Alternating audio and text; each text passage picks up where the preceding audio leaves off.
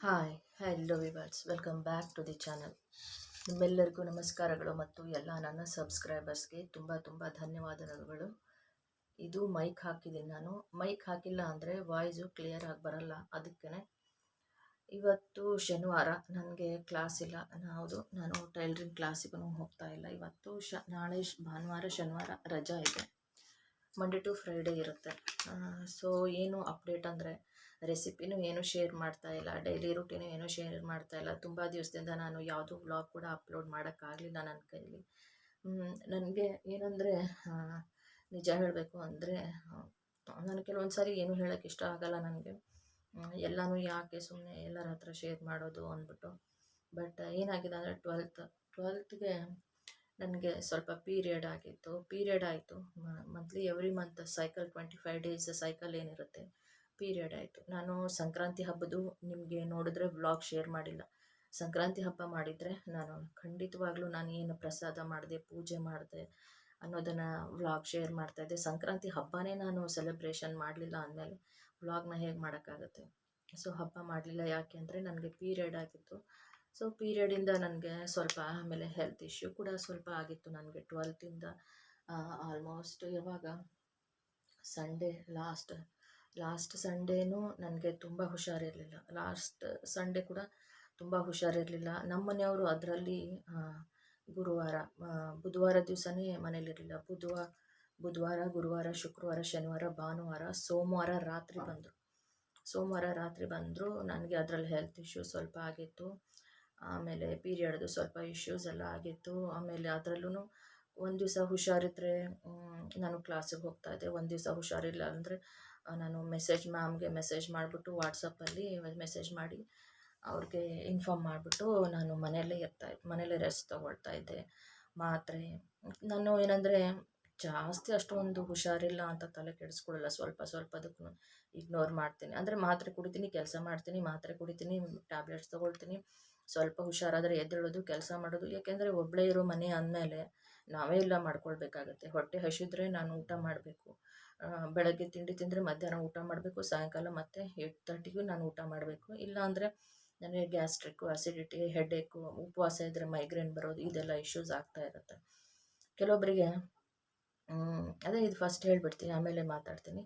ಈ ಥರ ಆಯಿತು. ಆಮೇಲೆ ನನಗೆ ಮತ್ತೆ ನಾವು ಮಂಡೇನೋ ಟ್ಯೂಸ್ಡೇನೋ ಹಾಸ್ಪಿಟ್ಲಿಗೆ ಹೋಗಿ ತೋರಿಸ್ಕೊಂಡು ಬಂದ್ವಿ. ಮನೆ ಹತ್ತಿರ ಇರೋ ಹಾಸ್ಪಿಟ್ಲಿಗೆ ಹೋಗಿ ತೋರಿಸ್ಕೊಂಡು ಬಂದ್ವಿ.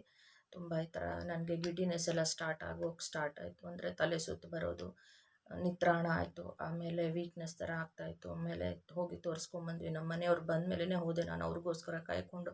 ಏಕೆಂದರೆ ನನಗೆ ಬೆಡ್ಡಿಂದ ಎದ್ದು ನಿಂತ್ಕೊಳ್ಳೋಕ್ಕೂ ನನಗೆ ಅಷ್ಟೊಂದು ಶಕ್ತಿ ಇರಲಿಲ್ಲ. ತುಂಬ ವೀಕ್ ಆಗೋಗಿದ್ದೆ. ಅದಾದ ನಂತರ ಅವರು ಬಂದು ನನ್ನ ಹಾಸ್ಪಿಟ್ಲಿಗೆ ಕರ್ಕೊಂಡು ಹೋದರು. ಆಮೇಲೆ ಡಾಕ್ಟರ್ ಹೇಳಿದರು, ಯಾವುದೇ ವಿಷಯಕ್ಕೂ ಏನು ನೀವು ಟೆನ್ಷನ್ ಮಾಡ್ಕೋಬೇಡಿ, ಯಾವುದೇ ವಿಷಯಕ್ಕೆ ನೀವೇನೂ ಟೆನ್ಷನ್ಗಳನ್ನ ಮಾಡ್ಕೋಬೇಡಿ. ಹಾರ್ಮೋನಲ್ ಇಂಬ್ಯಾಲೆನ್ಸ್ ಆಗ್ತಾ ಇರುತ್ತೆ ಲೇಡೀಸ್ಗೆ ಹಾರ್ಮೋನಲ್ ಇಂಬ್ಯಾಲೆನ್ಸ್ ಆಗ್ತಾ ಇರುತ್ತೆ. ಆಮೇಲೆ ಒಂದು ಸ್ವಲ್ಪ ಟ್ಯಾಬ್ಲೆಟ್ಸ್ ಎಲ್ಲ ಕೊಟ್ಟರು. ಆಮೇಲೆ ಚೆನ್ನಾಗಿ ಊಟ ಮಾಡಿ ಎಲ್ಲ ಡಾಕ್ಟ್ರು ನಾನು ಟೆಸ್ಟ್ಗೆ ಹೋದರೆ ಅವರೆಲ್ಲ ಹೇಳೋದು ಒಂದೇ, ನನ್ನ ಹೆಲ್ತ್ನ ಟೆಸ್ಟ್ ಮಾಡಿಬಿಟ್ಟು ನೀವು ಯಾವುದೇ ವಿಷಯಕ್ಕೂ ಟೆನ್ಷನ್ ಮಾಡ್ಕೋಬೇಡಿ.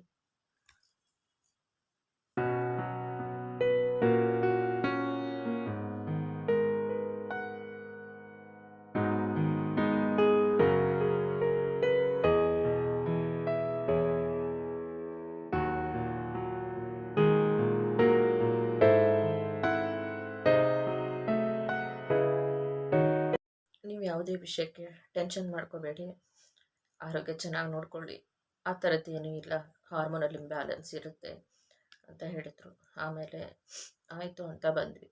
ಸ್ವಲ್ಪ ದಿವಸ ಹಿಂಗಿರುತ್ತೆ ಅಂತಂದರು. ಓಕೆ ಅಂತ ಅವ್ರು ಹೇಳಿದ್ದನ್ನೆಲ್ಲ ಫಾಲೋ ಮಾಡಿಕೊಂಡು ನಾನು ಒಂದು 4-5 ದಿವಸ ಕ್ಲಾಸ್ನೂ ಬಿಟ್ಟೆ. ಆಮೇಲೆ ಮತ್ತೆ ಸ್ವಲ್ಪ ಎದ್ದ ಮೇಲೆ ನಾನು ಮನೆ ಕೆಲಸ ಮುಗಿಸಿ ಕ್ಲಾಸಿಗೆ ಹೋಗೋಕ್ಕೂ ಸ್ಟಾರ್ಟ್ ಮಾಡಿದೆ. ಬಟ್ ನಮ್ಮ ಮನೆಯವರು ಏನು ಬುಧವಾರ ಹೋಗಿದ್ದರು. ಬುಧವಾರ, ಗುರುವಾರ, ಶುಕ್ರವಾರ, ಶನಿವಾರ, ಭಾನುವಾರ, ಸೋಮವಾರ ರಾತ್ರಿ ಬಂದಿದ್ದರು. ಮಂಗಳವಾರ ನಾವು ಹಾಸ್ಪಿಟ್ಲಿಗೆ ಹೋಗಿದ್ದು. ಆಮೇಲೆ ಮತ್ತೆ ನಾನು ಕ್ಲಾಸಿಗೂ ಹೋದೆ. 2 ದಿವಸ ಕ್ಲಾಸಿಗೆ ಹೋದೆ. ಥರ್ಸ್ಡೇ, ಫ್ರೈಡೇ ಮಾತ್ರ ನಾನು ಕ್ಲಾಸಿಗೆ ಹೋಗಿದ್ದು. ಮತ್ತು ಇವತ್ತು ಮನೆಯಲ್ಲಿದ್ದೀನಿ. ಶನಿವಾರ, ಭಾನುವಾರ ರಜಾ.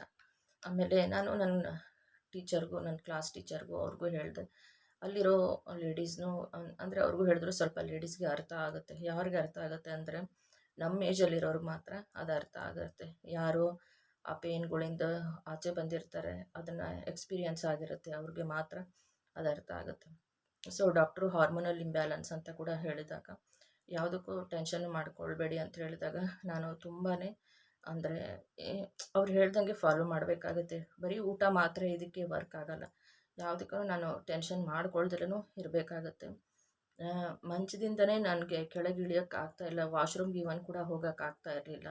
ಯಾವತ್ತಿಂದ ನನಗೆ ಹೆಲ್ತ್ ಈ ಥರದ್ದಾಗಿತ್ತು ಅಂದರೆ ಸಂಕ್ರಾಂತಿ ಬಿಫೋರ್ 12th ಇದೆ ಅಂದರೆ ಜಾನ್ವರಿ ತಾನೇ, ನನಗೆ ಅದು ಜ್ಞಾಪಕ ಇರಲ್ಲ. ಜಾನ್ವರಿ 12ನೇ ತಾರೀಕಿಂದನೇ ನನಗೆ ಹೀಗೆ ನಡೀತಾ ಇತ್ತು. ನಾನು ಸ್ವಲ್ಪ ಹಾಗೆ ಹೀಗೆ ಬ್ಯಾಲೆನ್ಸ್ ಮಾಡ್ಕೊಂಡು ಹೋಗ್ತಾ ಇರ್ತೀನಿ.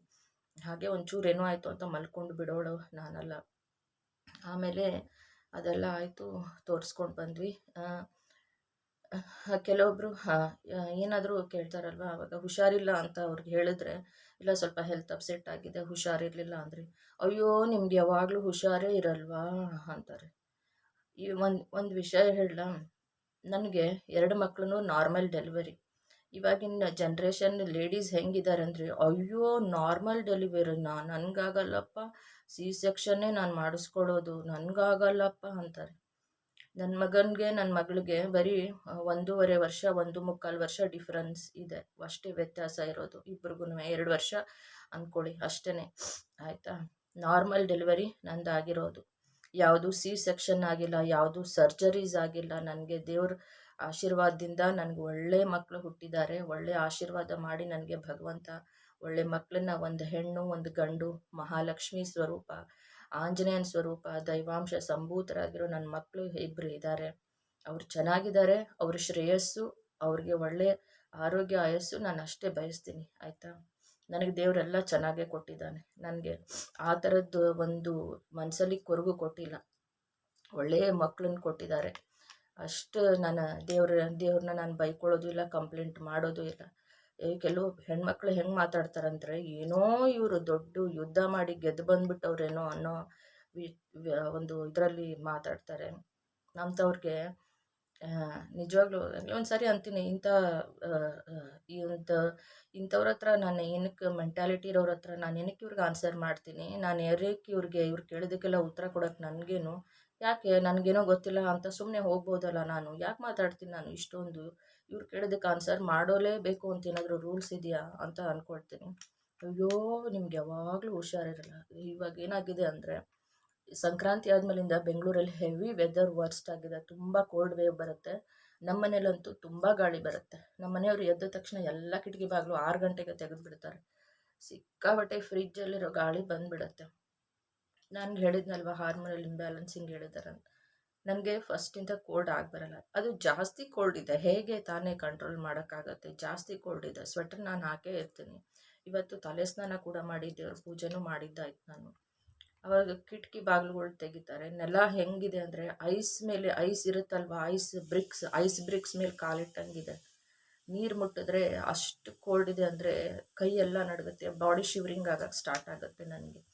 ಸ್ವಲ್ಪ ಬಿಸಿನೀರು ಕುಡ್ಕೊಂಡು, ಯಾವತ್ತೋ ತುಂಬ ಕೋಲ್ಡ್ ಹೆಡ್ಡೇಕ್ ಬಂದರೆ ಸ್ವಲ್ಪ ಬ್ರೂ ಕಾಫಿ, ನೆಸ್ ಕಾಫಿ ಕುಡಿತೀನಿ, ಇಲ್ಲ ಫಿಲ್ಟರ್ ಕಾಫಿ ಕುಡಿತೀನಿ. ಬಿಟ್ಟರೆ ನಾನು ಸಮ್ಮರಲ್ಲಿ ಬೇರೆ ಒಂದು ವೆದರಲ್ಲಿ ನಾನು ಮಸಾಲ ಟೀನೇ ಕುಡಿಯೋದು 2 ಟೈಮ್ಸ್. ಅದು ಬೆಳಗ್ಗೆ ಅರ್ಧ ಕಪ್ಪು, ಸಾಯಂಕಾಲ ಅರ್ಧ ಕಪ್ಪು ಅಷ್ಟೇ.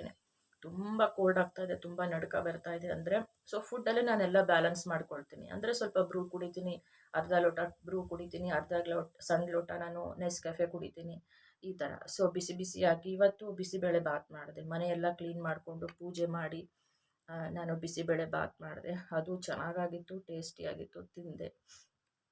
ಸೊ ಸ್ವಲ್ಪ ನನಗೆ ಫೀವರಿಶ್ ಥರ ಆಗ್ತಾಯಿತ್ತು. ತಲೆ ಸ್ನಾನ ಮಾಡಿದೆ, ಇನ್ನೂ ಜಾಸ್ತಿ ಚಳಿ, ತುಂಬ ಚಳಿ ಶುರುವಾಗಿದೆ.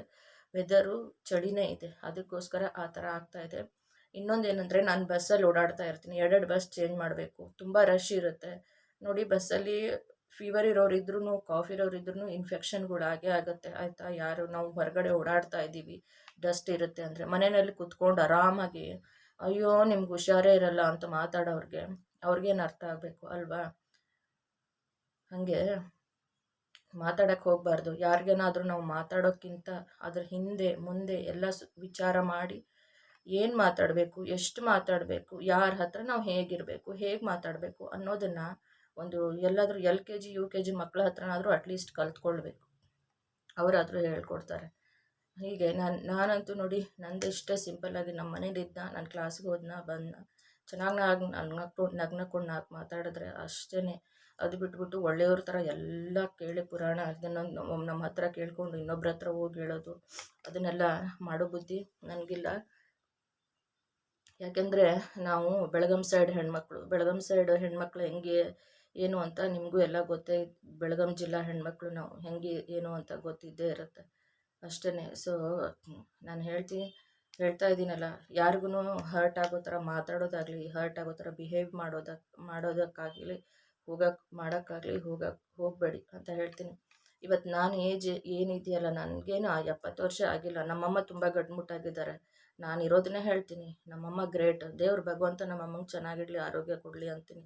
ನಮ್ಮಮ್ಮಂಗೆ 73 ಇಯರ್ಸ್. ಇವಾಗ್ಲೂ ನಿಂತ್ಕೊಂಡು ಜೋಳದ ರೊಟ್ಟಿ ಮಾಡ್ತಾರೆ, ಹುರಕ್ಕಿ ಹೋಳ್ಗೆ ಮಾಡ್ತಾರೆ, ಮಾದಲಿ ಮಾಡ್ತಾರೆ. ಬರೋರು ಹೋಗೋರಿಗೆಲ್ಲ ಹೋಳಿಗೆ ಹುಗ್ಗಿ ಸಾರು ಹುಗ್ಗಿ ಹೋಳಿಗೆನೇ ಹಾಕಿ ಹೊಟ್ಟೆ ತುಂಬ ಊಟ ಮಾಡಿ ಕಳಿಸೋದು. ನಮ್ಮ ವಂಶ ಅಂಥದ್ದು, ನಮ್ಮ ತವ್ರ ಮನೆ, ನಮ್ಮ ತಂದೆ ತಾಯಿ ಅಂಥವ್ರು. ಯಾರಿಗೂ ಮನಸ್ಸು ನೋವು ಮಾಡಿಲ್ಲ. ನಾನೇನು ಹೇಳೋದು ಇಡೀ 10 ಹಳ್ಳಿ 20 ಹಳ್ಳಿ ಜನನೇ ಹೇಳ್ತಾರೆ ನಮ್ಮ ಅಪ್ಪ ಅಮ್ಮನ ಬಗ್ಗೆ. ನಾನು ಹೇಳೋದು ಬೇಕಾಗಿಲ್ಲ, ನಾನು ಯಾರೋ ಗೊತ್ತೇ ಇಲ್ಲ. 20 ಹಳ್ಳಿ ಜನ ಹೇಳ್ತಾರೆ ನಾನು ಹೋಗ್ತಾ ಇದ್ರೆ ದಾರಿನಲ್ಲಿ ನಮ್ಮ ಅಪ್ಪ ಅಮ್ಮನ ಬಗ್ಗೆ, ನಮ್ಮ ಅಣ್ಣ ಬಗ್ಗೆ, ಎಲ್ಲರ ಬಗ್ಗೆ ಒಂದು ಒಳ್ಳೆ 4 ಮಾತಾಡ್ತಾರೆ ಎಲ್ಲರೂ. ಮನುಷ್ಯನಿಗೆ ಅದು ಮುಖ್ಯ, ಅದು ಬೇಕಾಗಿರೋದು ಮುಖ್ಯ. ಮನೆಗೆ ಬಂದವ್ರಿಗೆ ಬನ್ನಿರಿ, ಕೂತ್ಕೊಳ್ಳಿ, ತಿಂಡಿ ತಿನ್ನಿ, ಕಾಫಿ ಕುಡೀರಿ, ಒಂದು ಕೇಳೋದು ಮಾಡೋದು, ಸೌಜನ್ಯ, ವಿನಯ, ನಮ್ರತೆ ಅನ್ನೋದು ಇರಬೇಕು. ಕಲಿಗಾಲ ಬಂದಿದೆ ಅಂತ ಹೇಳ್ತಾರಲ್ಲ, ಅದು ಬಂದರೆ ಬೇಗನೂ ಬಂದುಬಿಡ್ಲಪ್ಪ ಅನಿಸ್ಬಿಟ್ಟಿದೆ ನನಗೂ. ಏನನ್ನ ಹಾಕ್ಕೊಳ್ಳಿ ಹೋಗು ಅನಿಸ್ಬಿಟ್ಟಿದೆ.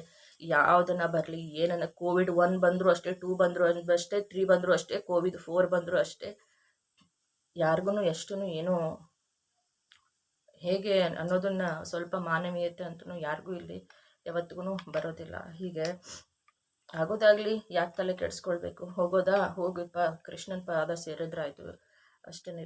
ನಮ್ಮ ಈಶಾನಿನೂ ಇಲ್ಲಿ ಮಲ್ಕೊಂಡಿದೆ, ಅದು ಬೇಜುಬಾನ್ ಒಂದು ಪ್ರಾಣಿ. ಸೊ ಕೆಲವೊಂದು ಅಪ್ಡೇಟ್ ಹೇಳಬೇಕಾಗಿತ್ತು ನನಗೆ. ನಾನು ವ್ಲಾಗ್ ಶೇರ್ ಮಾಡಿರಲಿಲ್ಲ.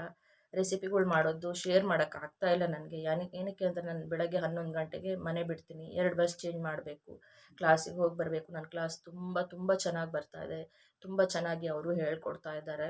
ಅವ್ರ ಬಗ್ಗೆ ನಾನು ಕಂಪ್ಲೇಂಟ್ ಮಾಡಲ್ಲ. ಗುರು ಅಂದರೆ ಗುರು ಬ್ರಹ್ಮ, ಗುರು ವಿಷ್ಣು, ಗುರು ದೇವೋ ಮಹೇಶ್ವರ. ನಾನು ತುಂಬ ಖುಷಿ ಪಡ್ತೀನಿ. ನನ್ನ ಕ್ಲಾಸಲ್ಲಿರೋರು ಅಷ್ಟೇ, ನನ್ನ ಕ್ಲಾಸ್ಮೇಟ್ಸ್ ಏನಿದ್ದಾರೆ ಇವಾಗ ಒಂದು ಟೈಲರಿಂಗ್ ಕ್ಲಾಸಲ್ಲಿ ಎಲ್ಲರೂ ನನಗೆ ಎಷ್ಟು ಪ್ರೀತಿ ರೆಸ್ಪೆಕ್ಟ್ ಕೊಡ್ತಾರಂದರೆ, ವಾಣಿ ಅಕ್ಕ 2 ಇಯರ್ಸ್ ದೊಡ್ಡವರಿದ್ದಾರೆ, 1 ಇಯರ್ ದೊಡ್ಡವರಿದ್ದಾರೆ. 1 ಇಯರ್ ದೊಡ್ಡವರಿದ್ರೂ ಅಯ್ಯೋ ಇಲ್ಲ ನೀವು 1 ಇಯರ್ ನಮಗಿಂತ ದೊಡ್ಡವರು, ವಾಣಿ ಅಕ್ಕ ಅಂತಾರೆ.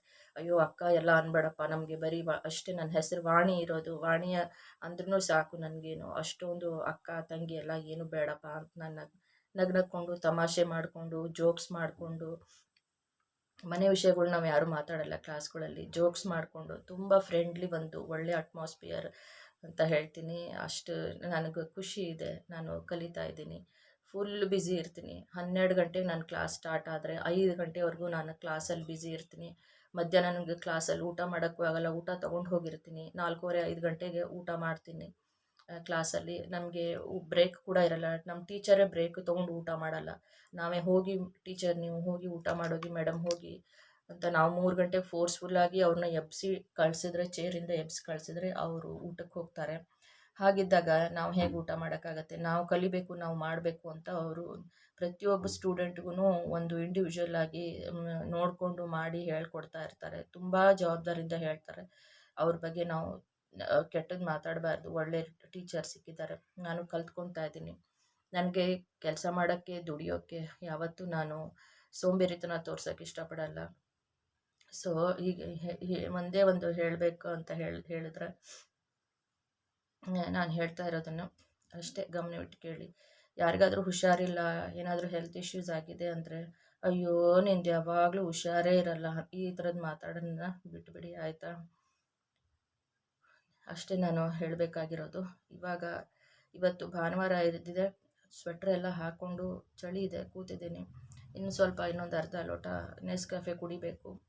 ಕುಡಿದ್ಬಿಟ್ಟು ನೋಡೋಣ, ಬಿಸಿ ನೀರಿನ ಸ್ವಲ್ಪ ಬಿಸಿ ನೀರು ನೆಸ್ಕೆಫೆನೋ ಕುಡಿದು ನಾನು ನನ್ನ ಮುಂದಿನ ಕೆಲಸಗಳು ಮಾಡ್ಕೊಳ್ಬೇಕು. ಮನೆಯೆಲ್ಲ ಇವತ್ತು ಫುಲ್ ಬೆಳಗ್ಗೆ ಎದ್ದು ಕ್ಲೀನ್ ಮಾಡಿದ್ದೀನಿ. ಹುಷಾರಿಲ್ಲ ಅಂದ್ರೂ ಕ್ಲೀನ್ ಮಾಡಿದ್ದೀನಿ. ನಮ್ಮ ಮನೆಯಲ್ಲಿ ಎಲ್ಲ ನನ್ನದೇ ಒಂದು ರೆಸ್ಪಾನ್ಸಿಬಿಲಿಟಿ ರೀ. ದೊಡ್ಡದು ಯಾವುದೇ ಇರಲಿ, ಪ್ರತಿಯೊಂದು ಬರೀ ಮನೆ ಕೆಲಸದ್ದಲ್ಲ, ಮನೆ ಕೆಲಸದ ಬಿಡಿ ಅದೇನೇನು ಏನೇ ಒಂದು ಮನೆಯದು ವಿಚಾರಗಳು, ಒಂದು ಮನೆ ಶಿಫ್ಟಿಂಗ್ದಿರ್ಬೋದು, ಮನೆಯದು ಫೈನಾನ್ಷಿಯಲ್ ಕಂಡೀಷನ್ದಿರ್ಬೋದು, ಎಲ್ಲ ನನ್ನ ತಲೆ ಮೇಲೇ ನನಗೇ ಇರೋದು ಎಲ್ಲ ಯೋಚನೆಗಳು.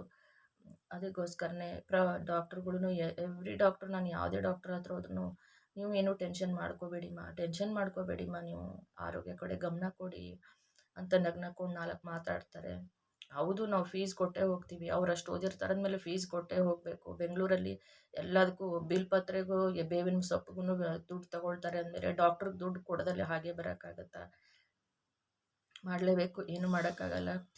ಅಷ್ಟೇ ನಾನು ಹೇಳೋದು. ಎಲ್ಲರಿಗಿಂತ ಸ್ಟ್ರಾಂಗ್ ಆಗಿದ್ದೀನಿ ನಾನು. ಯಾವುದಕ್ಕೂ ನಾನು ಭಯ ಪಡೋಳು ಅಲ್ಲ, ತಲೆ ಕೆಡಿಸ್ಕೊಳ್ಳೋಳು ಅಲ್ಲ. ಎಲ್ಲರಿಗೂ ಬರುತ್ತೆ, ಅಪ್ ಆ್ಯಂಡ್ ಡೌನ್ಸ್ ಎಲ್ಲರಿಗೂ ಬರುತ್ತೆ. ಆರೋಗ್ಯ ವಿಷಯದ್ದು ಬರುತ್ತೆ. ನೋಡಿ, ಪುನೀತ್ ರಾಜ್ಕುಮಾರ್ ಎಷ್ಟು strong, healthy, fit and fine ಆಗಿದ್ದರು. ಅವ್ರ ತಂದೆ 75 ವರ್ಷ ಇದ್ದರು. ಡಾಕ್ಟರ್ ರಾಜ್ಕುಮಾರ್ 75 ವರ್ಷವರೆಗೂ ಹೆಲ್ದಿ ಆಗಿದ್ದರು. ಆದರೆ ಪುನೀತ್ ರಾಜ್ಕುಮಾರ್ ಪಾಪ ಒಂದು ಬ್ಯಾಡ್ ಹ್ಯಾಬಿಟ್ ಇಲ್ಲ, ಒಂದು ಡ್ರಿಂಕ್ಸ್ ಮಾಡಲಿಲ್ಲ, ಒಂದು ಏನೂ ಮಾಡಲಿಲ್ಲ. ಯಾಕೆ ಅವರು ಅಷ್ಟು ಬೇಗ ಹಾಗೆ ಆ ಥರ ಹಾರ್ಟ್ ಅಟ್ಯಾಕ್ ಆಗಿದ್ದು? ಯಾರ ಬಗ್ಗೆನೂ ಏನು ಮಾತಾಡೋದಕ್ಕಿಂತ 4 ಸರ್ತಿ ಯೋಚನೆ ಮಾಡಿ, ಅಯ್ಯೋ ನಿನ್ಗೆ ಹುಷಾರಿಲ್ಲ ಹಂಗೆ ಹಿಂಗೆ ಅಂತ ಅನ್ನೋಕ್ಕಿಂತ ಮುಂಚೆ ಸ್ವಲ್ಪ ನೋಡಿಕೊಂಡು ಮಾತಾಡಿ ಅಂತ ಹೇಳೋಕ್ಕೆ ಇಷ್ಟಪಡ್ತೀನಿ. ಇಷ್ಟೇ ಇವತ್ತಿನ ನನ್ನ ವ್ಲಾಗ್ ಆಗಿತ್ತು ಅಂತ ಹೇಳ್ತೀನಿ. ನಾನು ರೆಸ್ಟ್ ಮಾಡಬೇಕು. ನಾನು ಇವಾಗ ಮಲ್ಕೊಳ್ತಾ ಇದ್ದೀನಿ. ಆ್ಯಕ್ಚುಲಿ ಮಲಗಿದ್ದೆ. ಎಲ್ಲ ಕೆಲಸ ಮುಗಿಸ್ಬಿಟ್ಟು ನಾನು ಮಲ್ಕೊಂಡಿದ್ದೆ. ನಮ್ಮ ಇಶಾನಿನೂ ನನ್ನ ಪಕ್ಕನೇ ಮಲಗಿದ್ದಾಳೆ. ಇಶಾನಿನೂ ಅಷ್ಟೇ, ತುಂಬ ಸೈಲೆಂಟ್, ಕ್ಯೂಟ್ ಬೇಬಿ. ನನ್ನ ಪಕ್ಕನೇ ಮಲಗಿದ್ದಾಳೆ. ನಾನು ಇನ್ನೊಂದು 2 ಅವರ್ ಮಲ್ಕೊಂಡು ಆಮೇಲೆ ಎದ್ದು ನನ್ನ ಕೆಲಸ ನೋಡ್ಕೊಳ್ತೀನಿ. ಇವಾಗ ಎಷ್ಟು 12 ಗಂಟೆನೋ 12:30 ಆಗಿದೆ ಅಂದ್ಕೊಳ್ತೀನಿ. ಅಷ್ಟೇ. ಮತ್ತು ನಾನು ಇನ್ನೊಂದು ಹೊಸ ವ್ಲಾಗಲ್ಲಿ ಖಂಡಿತವಾಗ್ಲೂ ಸಿಗ್ತೀನಿ. ಮತ್ತು ಅಪ್ಡೇಟ್ಸ್ ಕೊಡ್ತಾ ಇರ್ತೀನಿ. ಟೈಲರಿಂಗ್ ಕ್ಲಾಸ್ ಬಗ್ಗೆನೂ ನಾನು ಹೇಗೆ ಡ್ರಾಫ್ಟಿಂಗು ಅದು ಕಟ್ಟಿಂಗ್ ಕೂಡ ಮಾಡೋದು ನಿಮ್ಮ ಜೊತೆ ಶೇರ್ ಮಾಡ್ತೀನಿ. ಇವಾಗನೂ ಸ್ಟಿಚ್ ಮಾಡಬೇಕಾಗೋ ಇವತ್ತೇನು ಮಾಡಿಲ್ಲ ನಾನು, ನನಗೆ ಹುಷಾರಿಲ್ಲೋದ್ರಿಂದ ಕ್ಲಾಸಲ್ಲೇ ಸ್ವಲ್ಪ ಕೆಲಸಗಳು ಮಾಡಬೇಕು. ಓಕೆನಾ?